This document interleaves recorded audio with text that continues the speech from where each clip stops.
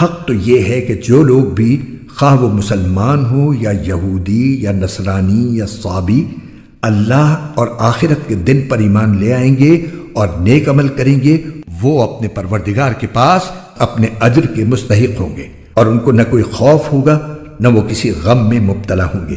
اور وہ وقت یاد کرو جب ہم نے تم سے تورات پر عمل کرنے کا عہد لیا تھا اور کوہ طور کو تمہارے اوپر اٹھا کھڑا کیا تھا کہ جو کتاب ہم نے تمہیں دی ہے اس کو مضبوطی سے تھامو، اور اس میں جو کچھ لکھا ہے اس کو یاد رکھو تاکہ تمہیں تقوی حاصل ہو۔ اس سب کے باوجود تم دوبارہ راہ راست سے پھر گئے، چنانچہ اگر اللہ کا فضل اور رحمت تم پر نہ ہوتی تو تم ضرور سخت نقصان اٹھانے والوں میں شامل ہو جاتے، اور تم اپنے ان لوگوں کو اچھی طرح جانتے ہو جو سنیچر سبت کے معاملے میں حد سے گزر گئے تھے، چنانچہ ہم نے ان سے کہا تھا کہ تم دھتکارے ہوئے بندر بن جاؤ۔ پھر ہم نے اس واقعے کو اس زمانے کے اور اس کے بعد کے لوگوں کے لیے عبرت اور ڈرنے والوں کے لیے نصیحت کا سامان بنا دیا۔ اور وہ وقت یاد کرو جب موسیٰ نے اپنی قوم سے کہا تھا کہ اللہ تمہیں حکم دیتا ہے کہ تم ایک گائے ذبح کرو۔ وہ کہنے لگے، کیا آپ ہمارا مذاق بناتے ہیں؟ موسیٰ نے کہا، میں اس بات سے اللہ کی پناہ مانگتا ہوں کہ میں ایسے نادانوں میں شامل ہوں جو مذاق میں جھوٹ بولیں۔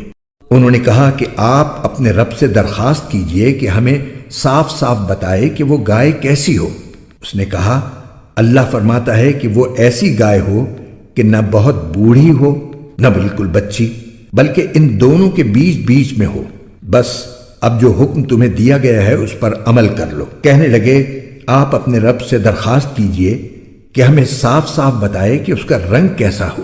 موسیٰ نے کہا، اللہ فرماتا ہے کہ وہ ایسے تیز زرد رنگ کی گائے ہو جو دیکھنے والوں کا دل خوش کر دے۔ انہوں نے پھر کہا کہ آپ اپنے رب سے درخواست کیجئے کہ ہمیں صاف صاف بتائے کہ وہ گائے کیسی ہو۔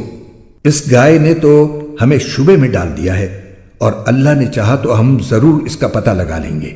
موسیٰ نے کہا، اللہ فرماتا ہے کہ وہ ایسی گائے ہو جو کام میں جٹ کر زمین نہ گاہتی ہو اور نہ کھیتی کو پانی دیتی ہو، پوری طرح صحیح سالم ہو، جس میں کوئی داغ نہ ہو۔ انہوں نے کہا، ہاں اب آپ ٹھیک ٹھیک پتہ لے کر آئے۔ اس کے بعد انہوں نے اسے ذبح کیا، جبکہ لگتا نہیں تھا کہ وہ کر پائیں گے۔